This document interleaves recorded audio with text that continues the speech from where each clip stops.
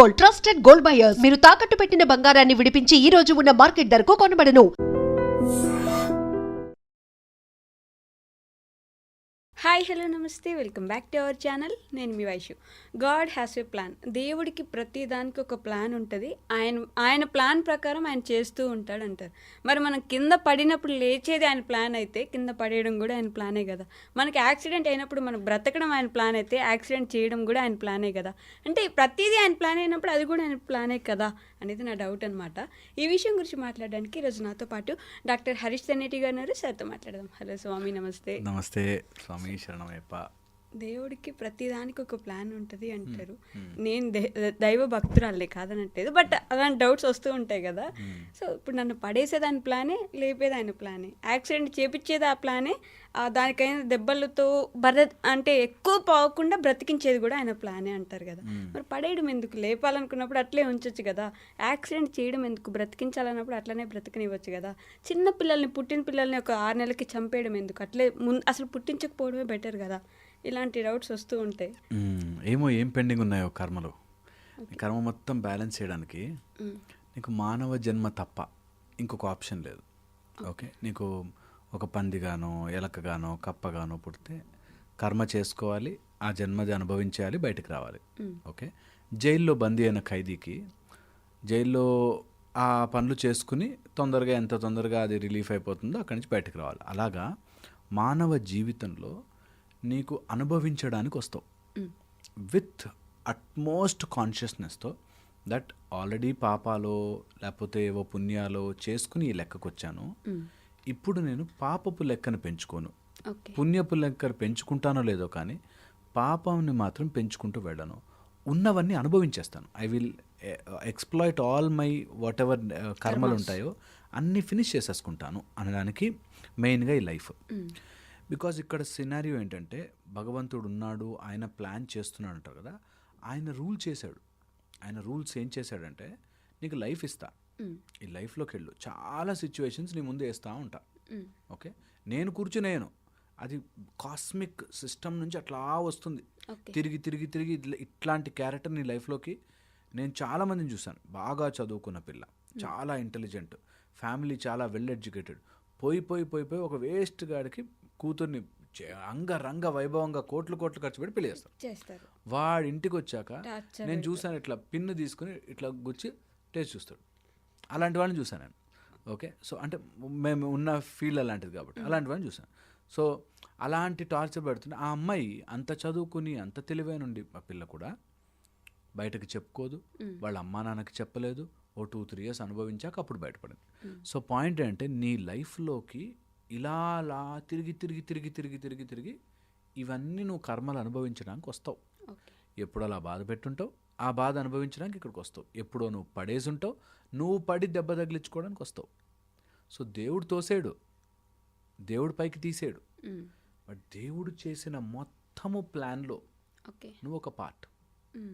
ఇప్పుడు ఒక పెద్ద సిస్టమ్, పెద్ద ఏదైనా మెషిన్ కనిపెట్టాను అనుకో, ఆ మెషిన్ కనిపెట్టిన వాడే, కానీ ఆ స్క్రూ అప్పుడు అలా తిరిగి అప్పుడు అలా యూజేజ్లో బ్రేక్ అవ్వడం ఆయన చేసినప్పటికీ ఆయన చేసినట్టు కాదవుతుంది.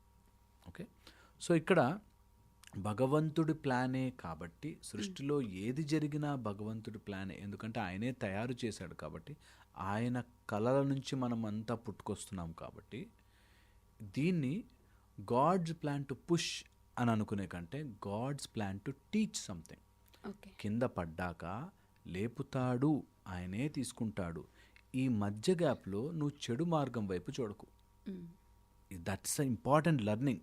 సో కింద పడ్డామా పైకి లేచామా కాదు, ఇందులోంచి నేను ఏం నేర్చుకోవాలి, ఇందులోంచి నేను ఎంత మానసిక క్షోభ అనుభవించకుండా బయటకు రావాలి.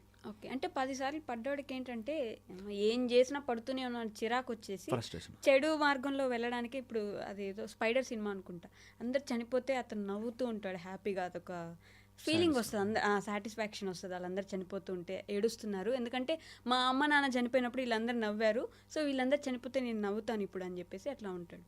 అప్పుడు దాన్ని మనం కర్మ అని ఎలా అనుకుంటాం? అతనికి కావాల్సింది అతను చేస్తున్నాడు అనుకోవచ్చు. అతను కావాల్సింది చేశాడు, దాని కర్మ అనుభవిస్తాడు. అతను నవ్వాడు, మళ్ళీ అతను నవ్వేదాకా మళ్ళీ జన్మలు ఎత్తాడు. ఆ సినిమాలో ఎత్తాడో లేదో నాకు తెలియదు, బట్ పాయింట్ ఇస్ 10 సార్లు కింద పడి లేచాడు అంటే లేచాడు కదా, నువ్వు చూసేదాన్ని బట్టి కదా. సో నీ బుద్ధిని నువ్వు ఎలా ట్రైన్ చేసుకోవాలంటే ఏది జరుగుతున్నా భగవంతుడే చేయిస్తున్నాడు అంటే అర్థం 10 సార్లు పడేశాడు 10 సార్లు లేపుతాడంటే నేను 10 సార్లకు తగ్గ పాపము చేసుకుని వచ్చాను, ఫినిష్ చేసేసుకున్నాను, అయిపోయింది. ఇంకో 10 సార్లు ఉందేమో పెండింగ్, లెట్ హిమ్, అది చేసేసుకో. నేను బాధపడడం వల్ల ఆగిపోయింది ఆ పోనీ, దేవుడు ఇట్లాంటోడు, దేవుడికి అసలు బ్రెయిన్ లేదు అని అనుకోవడం వల్లే మనం ఆగిందా. ఎందుకంటే అలా నువ్వు 10 సార్లు పడడం వల్ల ఎన్నో థింగ్స్ జరిగాయి, మనకు తెలియదు అంతే. మనకున్న చిన్న చిన్న బ్రెయిన్తో మనం ఏదో ఈ వరల్డ్ని ఒకలాగా చూస్తాం. నేను అంటాను, ఒక పెద్ద పెద్ద కొబ్బరి బొండం చెట్టుకి పొడుగుంది, ఆ పైన కొబ్బరి బొండాలు పెట్టి అసలు దేవుడికి అసలు బ్రెయిన్ లేదు, ఎంత పెద్ద చెట్టు పెట్టి కిందకి పెట్టచ్చు కదా కొబ్బరి బొండాలు అని అంటే, నీకు ఎంత తెలియకుండానే దాని లోపల వాటర్ నిండడానికి ఎంత కేంబియం నుంచి ఎంత రావాలి, ఎంత దాని లోపలికి నీరు నిండాలి అనేది ఎంత ప్లానింగ్ ఎంత ఉంటుందో, నీకు నచ్చలేదు కాబట్టి, నీకు అది కష్టం కాబట్టి దేవుడు బ్రెయిన్ లేదు అని అనుకోవడము ఈ సో మచ్ ఆఫ్ చాలా చాలా ఫూలిష్నెస్ అండ్ చైల్డిష్నెస్. దేవుడు ప్లాన్ లోపల మనం ఏదో స్పెషల్గా మన గురించి చూసి మనని తోసి మనం లేపి అని అనుకుంటాం. దేవుడికి అలా సపరేట్గా కూర్చుని నిన్ను తోయడం తీసుకోవడం కాదు ప్లాన్. నువ్వు చేసుకున్న కర్మల ద్వారా, నువ్వు చేసుకున్న పుణ్యము ద్వారా, నువ్వు చేసుకున్న పాపం ద్వారా వస్తాయి. ఆ సిచ్యువేషన్ వచ్చినప్పుడు భగవంతుడు అనే ఒక సుప్రీం ఫోర్స్ నాకు కొన్ని రూల్స్ పెట్టి నాకు కొంత పవర్ ఇచ్చి నా లోపల అతను స్టేబుల్గా ఒక పరమాత్మ స్వరూపంలో ఉండి ఎప్పుడు కూడా బయలాజికల్ బాడీ, ఆత్మ అండ్ పరమాత్మ ఆల్ 3 టుగెదర్ వచ్చినప్పుడే మన లైఫ్ అనేది మళ్ళీ వస్తుందన్నమాట. ఓకే, సో ఎప్పుడైతే దీన్ని మనం బిగ్ పిక్చర్లో అర్థం చేసుకుంటామో దెన్ నన్ను భగవంతుడు తోస్తున్నాడనో లేపుతున్నాడనో కాదు, నా కర్మ ప్రకారం నేను చేసుకుంటున్నాను. ఓకే, ఇది ఒక ఆస్పెక్ట్. అంటే కర్మ అనగానే ఈ జన్మలో నువ్వు చేసుకున్న కర్మ ఈ జన్మలోనే అయిపోతుంది అంటుంటారు కదా, మరి ఈ జన్మలో అయిపోయినప్పుడు మళ్ళీ వచ్చే జన్మలో మనం ఈ జన్మలో చేసుకున్న కర్మ ఈ జన్మలో ఎందుకు అవుతుంది? అస్సలు ఛాన్సే లేదు. ఈ జన్మలో చేసుకున్న కర్మలు ఎన్ని జన్మలకైనా ఉండి ఆ సీన్ అక్కడికి వచ్చి అది పండేదాకా వస్తాం. మళ్ళీ మళ్ళీ మళ్ళీ మళ్ళీ వస్తూనే ఉండాలి. అందుకే the most easiest method is either చేసే కర్మని ఫుల్ ఫ్లెజ్డ్గా చెయ్యి, అనుభవించడానికి రెడీ అయి చెయ్యి, ఆర్ అంత నిష్కామంగా ఏ తప్పు కూడా ఏ ఒప్పు కూడా నువ్వు చేస్తున్నాననే కర్తాభావనతో చేయకు. జస్ట్ దాన్ని అట్లా నేను చేస్తున్నాను అనేది లేకుండా అంతా భగవంతుడి యొక్క పాదాలకు అర్పించి, అంత అర్జునుడికి చెప్పిన మాట ఇదే, నువ్వు చేయట్లేదు నేను చేయిస్తున్నా, వాడక్కడ ఆ టైంకి బాణం గుచ్చుకోవాలనుంది నీ చేతి ద్వారా వెళ్ళింది అంతే, నేను చేయిస్తున్నా, it is all done by me. అంటే అర్థము ఈ మొత్తము ప్లానింగ్లో నీకు ఇలా ఉండాలి, 4వ ఫ్లోర్ నుంచి డంప్ చేస్తే కిందకే వస్తావు, నువ్వు పైకి ఎగరవు. నువ్వు దాన్ని డిఫై చేయాలంటే అది కూడా నేను పెట్టిన లాజిక్లో పారాషూట్ కనిపెట్టుకుంటేనే, లేకపోతే అవ్వదు అనేది భగవంతుడి యొక్క రూల్స్ అండ్ రెగ్యులేషన్స్లో ఉన్నవి. మనము జనరల్గా ఆలోచించే విధానం ఏంటంటే, నేను కింద పడ్డాను కాబట్టి నన్ను దేవుడు తోస్తున్నాడు, తోసిన తర్వాత ఆయనే లేపుతున్నాడు, ఇలా మనం చాలా చిన్నగా ఆలోచిస్తాం. నో, అవసరం లేదు. జస్ట్ దట్ నేను చేసుకున్న కర్మ ప్రకారం జరిగింది. ఈ కర్మకి నేను దేవుణ్ణి గుంజుకొచ్చి మళ్ళీ ఇంకో కర్మ చేయకూడదు. నేను తిట్టుకుంటూ మళ్ళీ ఇంకో కర్మ చేయకూడదు. ఎందుకు?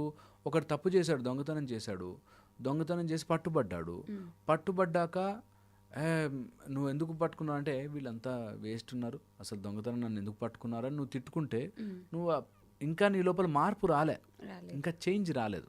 సో అలాగే నేను దొంగ అని ఎగ్జాంపుల్ చెప్తున్నాను. లేదా ఒక గొప్పవాడు బాగా ధనికుడు, పాజిటివ్గా తీసుకున్నాడు, బాగా ధనికుడు, నీ దగ్గర డబ్బులు బాగా ఉన్నాయి, ఆ డబ్బు నాది అని పొగరు పెంచుకుంటున్నావు అంటే మొత్తం ఈ చుట్టూ టక్కమని ఎగిరిపోతావురా. ఒక రోజులో డబ్బు ఒక కాయిన్ తీసుకెళ్ళలేవు పైకి, నా డబ్బు నాకింత అని పొగరు వచ్చింది అనుకో, అయిపోయావు, వెళ్ళిపోతావు. తొందరలో వెళ్ళిపోయిన తర్వాత ఒక్క కాయిన్ ఉండదు, మళ్ళీ అనుభవించాలంతా. ఈ పొగరంతా మళ్ళీ నీ మీద ఎవడో పొగరు చూపించేవాడు వస్తాడు. అండ్ మీరు నమ్మరు ఎంత డ్రామాటిక్గా ఉంటుందో. కొంతమందిని బాస్ తిడుతూ ఉంటాడు, పచ్చి బూత్, అయినా అక్కడే పడేస్తారు. వాళ్ళకి రియలైజేషన్ కూడా రాదు దట్ అరే ఒకటి తిడుతున్నా నేను ఎందుకు పడి ఉండాలి అని, ఆ 4,000 5,000 నేను ఎందుకు పని చేయాలి, నేను ఇంకా సంపాదించుకోలేనా అనే ఆలోచన కూడా రాదు. అక్కడే ఉంటాడు.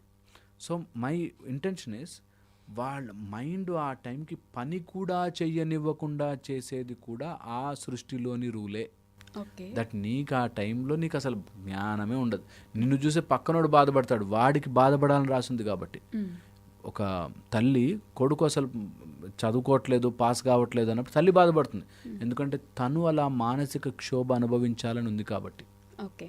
గాంధారి దేవిలాగా అట్లా తను అనుభవించాలని ఉంది, ఖచ్చితంగా అనుభవిస్తాడు. ఓకే. బట్ పుట్టిన పాప ఆమెకి ఏం కర్మ ఉందని మళ్ళీ 6 నెలల్లో చంపేయడం ఎందుకు? మనం ఇప్పుడు ఈ ఇంటర్వెల్ నుంచి చూస్తున్నాం కదా, అంతకుముందు సినిమా అంతా చాలా ఉండుంటుంది, ఎన్నో జన్మల సినిమా. ఓకే. సో అప్పుడు 6 months ఇంకా పెండింగ్ ఉండుంటుంది, వచ్చారు, అక్కడ ఏదో అనుభవిస్తారు, వెళ్ళిపోతుంది. That's it. ఆదిశంకరాచార్యులు 32 సంవత్సరాలు, ఆయన అంతా మంచిగా చేశాడు కదా, ఆయన ఇంకెక్కువ బ్రతకచ్చు కదా అంటే అయిపోయింది. ఆయన చేయాల్సినవన్నీ చేశాడు, ఫినిష్ చేసుకున్నాడు, వెళ్ళిపోయాడు హ్యాపీగా. సో పరమాత్మ యొక్క ప్లాన్లో మనం మధ్యలో ఇంటర్ఫియర్ అయ్యి ఏదో ఒక పేజీ తీసి ఆ సినిమా అంతా అర్థమైపోయింది అనుకోవడం చాలా చాలా తప్పు. ఓకే. చాలా బేగ్ సినిమా మన బేగ్ జన్మ 84 లక్షల జీవరాశులు దాటుకుని మహోత్కృష్టమైన మానవ జీవితం only just to say that నాకున్న కర్మలు అవగొట్టుకుని. ఎలా అవగొట్టుకోవాలి నాకు అర్థం కావట్లేదు. ఎలా ఒక నామజపం. అసలు ఈ కర్మలు ఎక్కడి నుంచి వచ్చాయి? చేసుకుంటూ వచ్చాము ఎన్నో జన్మ నుంచి మనమే. ఎలుకగా, పందిగా, కాకిగా అన్ని అవి అనుభవించేవి. మన అనాలిసిస్ చేసేది ఈ జన్మ ఒక్కటే, మానవ జన్మ ఒక్కటే. అనాలిసిస్ చేసుకుంటాం, ఓకే ఇది అని. కొంత స్పెషల్ జీవరాశులకి అలాంటి శక్తి ఉంటుందా తెలుసుకుని, అరే నేనేం తప్పు చేశాను అని చెప్పి తెలుసుకుని, అది there are so many permutations, combinations, అది ఇది ప్రాబిలిటీస్, చాలా ఫ్యాక్టర్స్ కలిసి వాడికి ఒక రియలైజేషన్ వస్తుంది, తప్పు చేశాను అని. Then he will cross that. అంతవరకు మేము అంటాం దాన్ని ఎస్కేప్ వెలాసిటీ అంటాం. ఆర్బిట్లో అలా తిరుగుతూ సడన్గా ఒక ఫోర్స్ వచ్చి you will escape from the earth's gravity అన్నట్టు. అలాగా ఈ కర్మ అనే దానిలో చిక్కకుండా బయటపడడానికి there is an escape velocity. ఆ ఎస్కేప్ వెలాసిటీయే నువ్వు కర్మనంతా యాక్సెప్టెడ్, ఇప్పుడున్న సిచ్యువేషన్ ఎలా ఉన్నా సరే సంతోషంగా. నిజంగా చెప్తున్నా, క్యాన్సర్ వచ్చేసినా లేకపోతే ఇంకేమైనా పెద్ద ప్రాబ్లమ్స్ వచ్చినా, ఫైనాన్షియల్, వెంటనే ఓకే ఏ జన్మలో ఎవడెవడ అప్పు ఎగ్గొట్టానో ఇప్పుడు వచ్చింది, వెరీ గుడ్, అయిపోతుంది, హ్యాపీ. కష్టం చాలా గుండెలు పిండేసిన, నీకేంటి బాస్ చెప్తావు, అప్పులోడు వచ్చి కొడతాడు నన్ను అని. ట్రూ, ముందు ఫస్ట్ థింగ్ నేను చేసుకున్నది నాకే వస్తుంది. కానీ ఆ పోయిన జన్మ గుర్తున్నా బాగుండు కదా, ఆ రోజు చేసుకున్నాను, అది టిక్ పెట్టేసుకుంటాను, ఈరోజు అయిపోయింది. భయం వేస్తుంది తెలుసా గుర్తుండే. నిజంగా చెప్తున్నా, 99% మనం మతిమరుపులో బ్రతుకుతాము కాబట్టి జీవితం బ్రతుకుతున్నాం. లేకపోతే అన్నీ గుర్తుండడం స్టార్ట్ అయితే అవుటే, అసలు వామ్మో అనిపిస్తుంది. నిజంగా చెప్తున్నాను, నిజంగా చాలా విషయాలు మనం మర్చిపోయి బ్రతుకుతాం. చాలా ఇప్పుడు మనం మాట్లాడుకుంటున్నామా, ఇంట్లో జరిగేవి అక్కడ జరిగేవి అన్నీ మర్చిపోయాం కాబట్టి మాట్లాడుకోగలుగుతున్నాం. అన్నీ గుర్తుండి మైండ్లో తిరుగుతున్నాయి అనుకో, you are over and done. అంతకంటే దేవుడు కనికరించాడు కాబట్టి మతి మర్పిచ్చాడు. అట్లీస్ట్ సాయంత్రం ఇంటికి పోయాక వాడితో గొడవ పడచ్చులే అని చెప్పి, లేకపోతే హారబుల్ ఉంటుంది. అండ్ జన్మలది ఎక్కడ గుర్తుపెట్టుకుంటాం, అయిపోతాం. నిజంగా అది మేబీ దేవుడు ఆలోచించి సర్లే మరీ ఇంత టార్చర్ పెట్టకూడదని నిజంగా చాలా డిస్కౌంట్ ఇచ్చాడు. నిజంగా చాలా భయం వేస్తుంది. సో మై పాయింట్ ఇస్, అన్ని కర్మలు గుర్తు లేదు అని అనుకుంటాం. మనకి మతి మరుపు అనే ఒక గొప్ప వరం ఇచ్చాడు. కానీ నిజంగా గుర్తుంటుంది తెలుసా, నీ గోత్రముతో సహా, నీ ముక్కు కళ్ళుతో సహా అన్ని నీ డిఎన్ఏ అలా గుర్తుపెట్టుకుంటుంది. నువ్వు సేమ్ ట్రాక్ బ్యాక్ చేసి మీ తాత వాళ్ళ అమ్మమ్మ చాలా బ్యాక్ వెళ్ళి చూడు, నాయనమ్మ దాటి వాళ్ళకున్న ఫీచర్స్ మనకు కలుస్తాయి. అంత గుర్తుపెట్టుకుంటుంది. ఇంకా మన గోత్రాల దగ్గర అంటే మనం వచ్చిన ఆరిజిన్ అయిన ఋషి, ఆ ఋషి పరంపర మొత్తం గుర్తుంటుంది. సో అందుకని మన వాడి గుర్తుపెట్టుకోలేదు అని ఉండదు. మనకి దేవుడు ఇచ్చిన వరం మరుపు. లేకపోతే అవన్నీ అప్పుడు వాడి చెయ్యి గుచ్చి నొప్పి తెచ్చాను, ఇప్పుడు నొప్పి వస్తుంది అంటే ఇంకా బాధేస్తుంది నిజంగా. అందుకని దేవుడిని తిట్టుకోవడానికైనా ఛాన్స్ ఇచ్చాడు అట్లీస్ట్. దేవుడికి బుద్ధి లేదు, అసలు ఆ కత్తి అక్కడ ఎందుకు పెట్టాడు, గుచ్చుకుంది నాకు అని చెప్పి, ఆ బ్లేడ్ గుచ్చుకుంది అని చెప్పి. సో మరుపు చాలా చాలా గొప్ప వరం మరుపు. అందరూ అది ప్రాక్టీస్ చేయాలి, కొన్ని అన్నెసరివి డిలీట్ చేసేసి నిజంగా మరుపు ప్రాక్టీస్ చేయాలి. Forget things, forgive things, accept how it is. Accept కూడా పెద్ద పదం. నేను ఒప్పుకుంటున్నాను అంటే నువ్వేదో మెహర్బానీ చేసిన దిక్కులేదు, నీకు ఒప్పుకోవాల్సిందే. నిజంగా ఇంకొక ఆప్షన్ లేదు. ఒప్పేసుకుని ఈ సిచ్యువేషన్ని, దీన్ని నేను ఎలా బెటర్ చేసుకోవచ్చు, దీన్ని నేను ఎలా ఇంప్రూవ్ చేయొచ్చు, నాకు భగవంతుడిచ్చిన స్కిల్తోనే ఆర్ ఇచ్చిన మెథడ్స్తోనే దీని నుంచి దాటి ఎలా బయటికి రావచ్చు. ఓకే, అర్జునుడిని తయారు చేసి అర్జునుడికి బాణాలు అవన్నీ ఇప్పించి అర్జునుడి దగ్గర అన్ని పవర్స్ ఉండి he is so strong and omnipresent, so strong and powerful, కూర్చుని ఫ్యామిలీ కదా. నీ దగ్గర ఉన్న స్కిల్, నీకు మంచి ఆర్చరీ స్కిల్ ఇస్తే నీకు అంత, నేనే రథం మీద ఎక్కి నేను నడిపిస్తూ ఉంటే నువ్వు బాధపడతావేంటి? డామెట్, హౌ ఇస్ దిస్ పాసిబుల్? నిజంగా కూడా భగవంతుడు మనందరిని అలా చూస్తున్నాడు. నేను వేదశాస్త్ర పాఠ అనే మెడిటేషన్లో మేము నేర్పించేది అది. దట్ నువ్వు అర్జునుడిగా మారిన వెంటనే కృష్ణుడు ప్రత్యక్షమవుతాడు. నువ్వు అర్జునుడిగా మారనంతసేపు ఇంకా ఇదేదో నేను చేస్తున్నా అనుకున్నంతసేపు నీ గేమ్ అర్థం కావట్లేదు అనేది పాయింట్. అర్జునుడికి కూడా కృష్ణుడే వచ్చి చెప్తే కానీ అర్థం కాలేదు, మనకి ఇలా అర్థం కాదు. అందుకే ఇన్నిసార్లు మనం చదివి తెలుసుకోవాల్సి అంటే, అవును అసలు అంత జరిగి వాడు నా లైఫ్లోకి ఎందుకు వచ్చాడు, ఇంత జరిగి డబ్బులు ఆ రోజు నేను ఎందుకు మర్చిపోయాను, ఆ పర్సన్ చేతిలోనే అప్పుడు ఎలా పోయింది అనేది మనకి ఆలోచించలేము. కాబట్టి అంత సీన్ ఇవ్వకుండా అంతా భగవంతుడి పాదాల మీద వదిలిపెట్టి ఇప్పుడున్న సిచ్యువేషన్, ఆయన ఇచ్చిన టాలెంట్స్, ఆయన ఇచ్చిన బాణాలు, ఆయన తీసుకెళ్ళిన రథము అన్నీ ఉన్నాయి కాబట్టి నేను దీన్ని బెస్ట్ పాసిబుల్ ఎలా వాడుకోవాలి, అంతే మన పని. అంతకు మించి ఏదో జరుగుతుంది, కింద పడేశాడు లేపాడు అని దానికంటే to connect all the dots, చాలా ఇంపార్టెంట్ పాయింట్. భగవంతుడు తొయ్యడు, బయటకు తీసుకోడు. నువ్వు నీ కర్మానుసారము పడతావు, నువ్వు భగవంతుడి ప్రేరేపణతో లేవాలి. రెండు నువ్వు చేసుకున్నవే. నువ్వు అక్కడ ఏడుస్తూ బాధపడుతూ చేస్తూ నన్ను టార్చర్ పెట్టే హస్బెండ్ వచ్చాడు అని అనుకునే కంటే, వైఫ్ వచ్చిందో అనుకునే కంటే, నేను ఇప్పుడు నాకు భగవంతుడిచ్చిన తెలివితో ఏం చెయ్యగలను, నువ్వు అనుభవిస్తూ కూర్చో అని ఏ రోజు చెప్పలేదు. నువ్వు ఏడుస్తూ కూర్చో అంతా దేవుడే చేశాడు అని ఏడుస్తూ కూర్చో అని ఏ రోజు చెప్పలేదు. నీకు ధర్మం ఇచ్చి దీంట్లో నువ్వు దాటి బయటికి రా, నీ కర్మను అలా కరిగించుకో, come you stay in my abode అని చెప్పాడు. నాతో పాటు నా దగ్గర నా లోకానికి వచ్చేయచ్చు నువ్వు, సాలోక్య సామీప్య అలాగ మొత్తం నేను అబ్జర్వ్ చేసేసుకుంటాడు. నువ్వు ఈ గేమ్ రూల్స్ అర్థం చేసుకోకుండా ఆడతానంటే కష్టం. అర్జునుడికి చెప్పగలిగిన ఆయన, ద్రౌపదికి హెల్ప్ చేయగలిగిన ఆయన, అభిమన్యుడు పాపం చిన్న పిల్లోడు కదా, పద్మవ్యూహంలోకి పంపించేసి అక్కడి నుంచి పాపం బయటికి రావడం నేర్పించకుండానే లోపలికి పంపించేసి ఆయన అక్కడ చంపేశావు. చిన్న పిల్లోడు ఏం పాపం చేశాడు అని చెప్పి. యాక్చువల్గా ఇది దాని హిస్టరీ, దాని బ్యాక్వర్డ్ మనము వెళ్ళి చూసుకోలేం. కానీ నిజంగా కూడా అది అలా జరగాలని ఉంటే అలా జరిగింది కాబట్టి అర్జునుడు ఇంకా స్ట్రాంగ్ అయి అక్కడ చేయగలిగాడు, రెడీ అవ్వగలిగాడు. So there is always a link, there is always a method, there is always అదొక సీక్వెన్షియల్గా నడుస్తుంటుంది. సో దాన్ని మనం ఎప్పటికీ కూడా మొత్తంగా అర్థం చేసుకోలేము. మేబీ నాకు అనిపిస్తుంది ఏంటంటే, ఆ ప్లాన్లో ఉన్నప్పుడు అలా జరుగుతున్నప్పుడు మనకి దూరంగా చూసి బాధ వేస్తుంది. కానీ these are all required for our own growth. మన ఓన్ ఫిజికల్గా మెటీరియలిస్టిక్ వరల్డ్లో గెలుపుకి, అటు స్పిరిచువల్గా అలైన్మెంట్ అండ్ ఎన్లైటన్మెంట్కి, రెండిటికి ఉపయోగపడేది ఇదే. అంటే కొడుకు చనిపోతే కానీ ఆయన అంత కోపంగా వచ్చి యుద్ధం చేయడు కాబట్టి అక్కడ చంపేయాలి. ప్రాబబ్లీ నేను అంటుందేనంటే, ఆ ప్లాన్ మనం అర్థం చేసుకోలేము. నాకు పర్సనల్గా ఆ ప్లాన్ తెలియదు. బట్ ఖచ్చితంగా సమ్ లింక్ వేర్ నీ ఎన్లైటన్మెంట్కే, నీ బెటర్మెంట్కే ఏది జరిగినా, జరుగుతున్నా, అండ్ ఎవరిని మనం చేయబెట్టి ఆపలేం. ఎవరిని, శ్రీకృష్ణుడే అటు పోయి కౌరవులకు చెప్పడు, వద్దు అని, ఆయనే ఇట్లా అని మొత్తం ఎరగొట్టాడు. హనుమంతుడు వాళ్ళ దగ్గరికి వెళ్ళినప్పుడు కూడా, నేను యుద్ధంలోకి వచ్చానంటే 1 minute అయిపోద్ది, ఇంకా మీ గొప్పతనాలు ఏం బయటపడవు, సో నేను ఉంటాలే నీ జెండా పైన అని చెప్పాడు. అట్లాగా పాయింట్ ఈస్ కొంతమంది హెల్ప్ చేస్తారు, కొన్ని బాధ పెట్టే ఉంటాయి, కొన్ని పవర్స్ మన దగ్గర ఉంటాయి. అన్నిటినీ సమానంగా వాడుకుంటేనే అప్పుడే ఒక మంచి లైఫ్ అనే ఒక బ్యూటిఫుల్ డిష్ రెడీ అవుతుంది. ఆ కురుక్షేత్రం కూడా ఆయన ఆపేసి ఉండొచ్చు, ఆయనకున్న వ్యక్తులకి అసలు అదంతా జరగాల. సింపుల్. కాకపోతే అంతే, దట్స్ హౌ.